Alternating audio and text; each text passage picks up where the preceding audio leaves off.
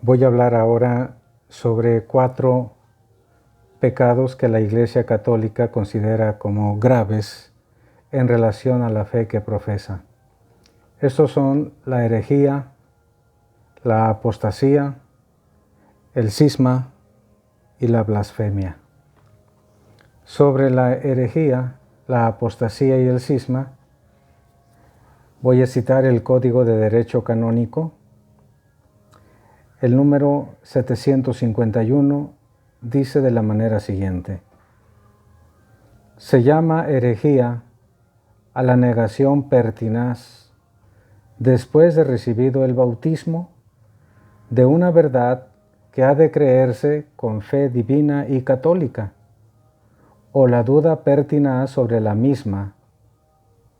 Apostasía es el rechazo total de la fe cristiana. El cisma es el rechazo de la sujeción al sumo pontífice o de la comunión con los miembros de la Iglesia a él sometidos.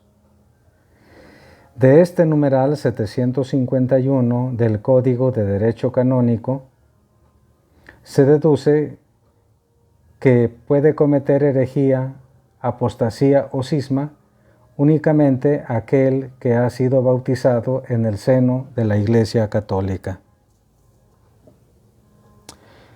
La herejía, como la definió el Código de Derecho Canónico, es la negación obstinada de una verdad que la Iglesia Católica propone y define como divinamente inspirada por Jesucristo, el Hijo de Dios.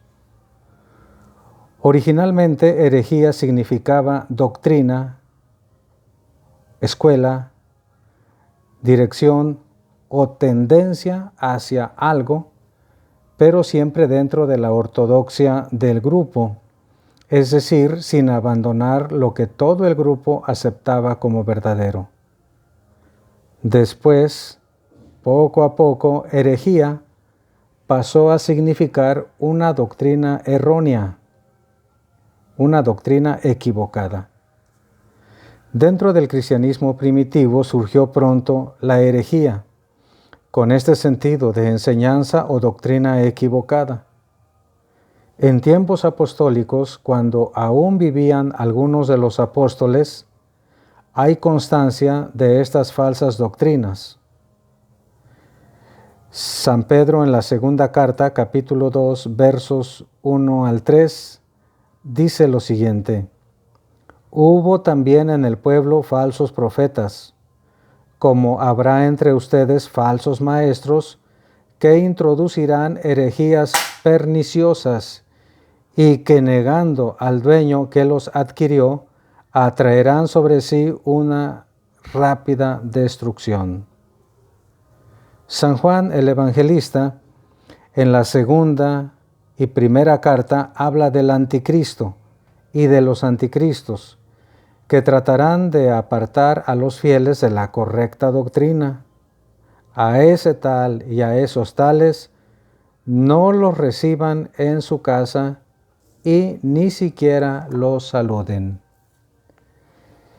En la carta a Tito, San Pablo, en el capítulo 3, versos 9 al 11, dice lo siguiente: evita discusiones necias, genealogías, contiendas y disputas sobre la ley, porque son inútiles y vanas. Al hombre hereje, al sectario, después de una y otra amonestación, rehúyele. Ya sabes que ese está pervertido y peca, condenado por su propia sentencia. La apostasía es el siguiente pecado grave que la Iglesia Católica considera. Definida también por el Canon 751 del Código de Derecho Canónico como el rechazo total, absoluto de la fe cristiana.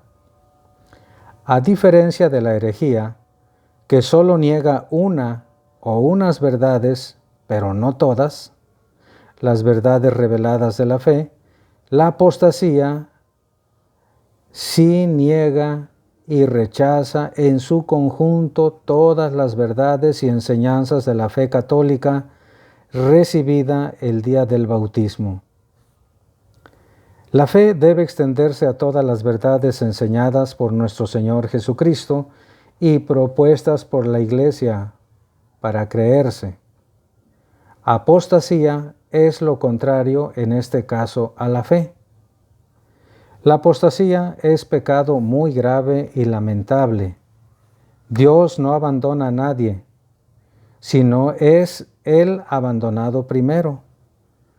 Nadie pierde la fe sin culpa personal. Por eso demuestra que esta fe no fue cuidada ni cultivada oportunamente. Hubo una carencia de fe que fue creciendo y creciendo hasta que finalmente desapareció. El cisma, también señalado por el Código de Derecho Canónico. El cisma consiste en el rechazo a la sujeción al sumo pontífice o de la comunión con los miembros de la Iglesia a él sometidos.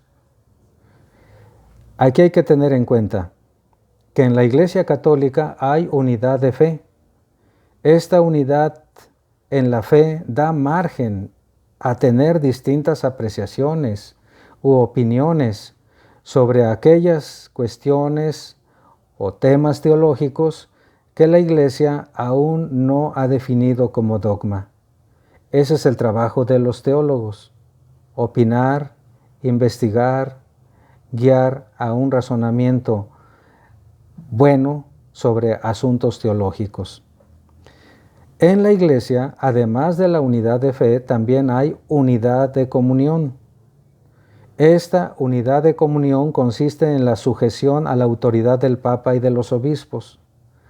La Iglesia reconoce la autoridad del Papa en cuanto es legítimo sucesor de San Pedro, a quien Jesucristo le dijo: Tú eres Pedro, y sobre esta piedra edificaré mi iglesia. Los poderes del infierno no prevalecerán contra ella. Yo te daré a ti las llaves del reino de los cielos.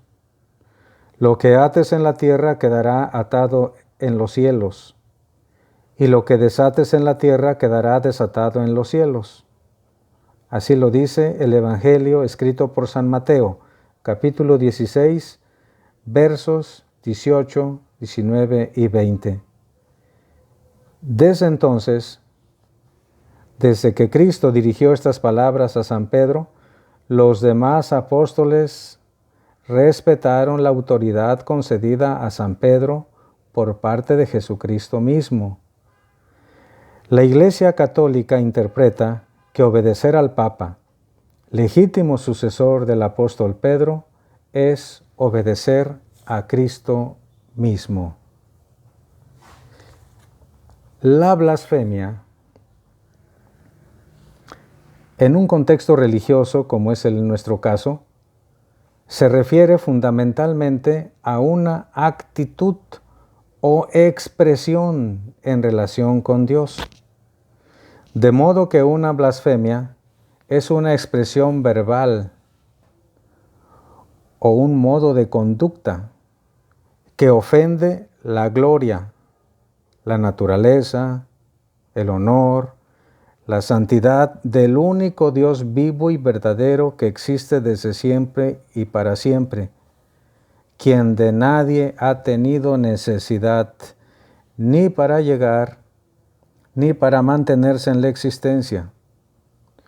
De hecho, en la antigüedad, en el Antiguo Testamento, entre los judíos, la blasfemia era un pecado gravísimo, gravísimo, que se castigaba rigurosamente con la muerte.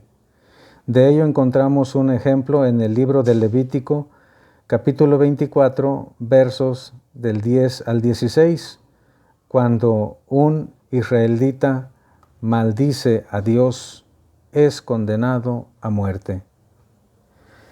También vemos en el Nuevo Testamento que los equivocados miembros del Sanedrín, Al juzgar a Jesucristo, cuando le oyeron decir: yo les declaro que a partir de ahora verán al Hijo del Hombre sentado a la derecha del Padre y venir sobre las nubes del cielo, se enojaron terriblemente, y el sumo sacerdote rasgó sus vestiduras diciendo: ha blasfemado. Así la supuesta blasfemia de nuestro Señor Jesucristo consistió en declararse Hijo de Dios y de ese modo, según ellos, hacerse igual a Dios. Y esa fue una de las causas de su muerte en cruz. La misma Sagrada Escritura, en concreto, otra vez el Nuevo Testamento, aclara que quienes en realidad blasfemaron fueron los escribas, los fariseos, los ancianos y los miembros del Sanedrín, quienes a lo largo de su ministerio lo insultaron y lo descalificaron. Incluso llegaron a decirle que llevaba dentro a Belcebú, el príncipe de los demonios, cuando en realidad Cristo el Señor era portador por excelencia de la tercera persona que hay en Dios, que es el Espíritu Santo.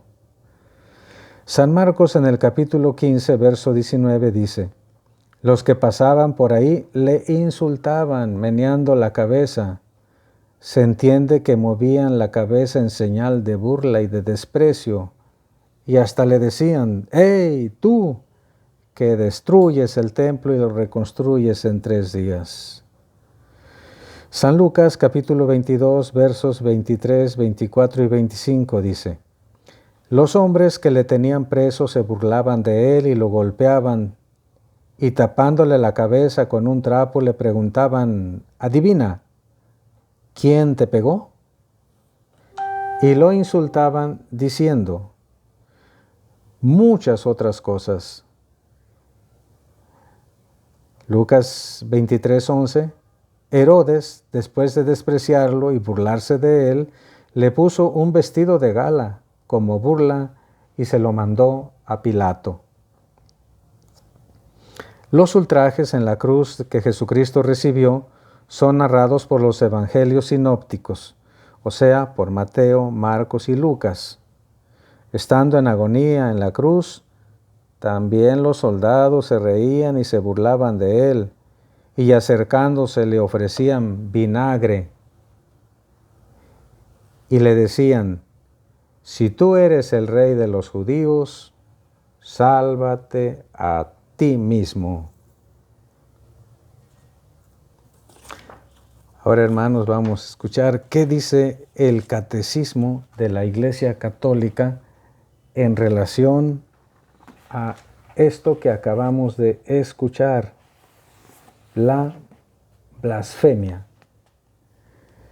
El numeral 2148 dice así: la blasfemia se opone directamente al segundo mandamiento. Consiste en proferir contra Dios, de manera interior o exterior, es decir, con el pensamiento o con las palabras,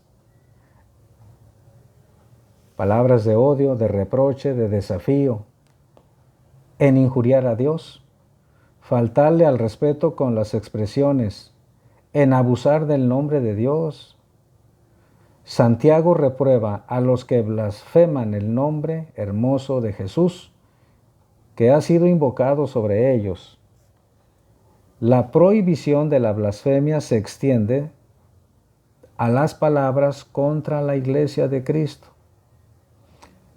a los santos y a las cosas sagradas.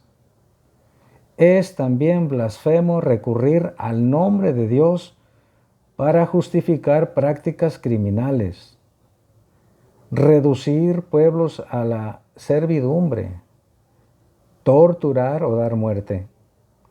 El abuso del nombre de Dios para cometer un crimen provoca el rechazo de la religión. La blasfemia es contraria al respeto debido a Dios y a su santo nombre. Es de suyo pecado grave. Las palabras malsonantes que emplean el nombre de Dios sin intención de blasfemar, son una falta de respeto hacia el Señor. El segundo mandamiento también prohíbe el uso mágico del nombre divino. Por lo tanto, queridos hermanos, tenemos que aprender a no blasfemar nunca, a respetar de manera absoluta el nombre bendito de Dios.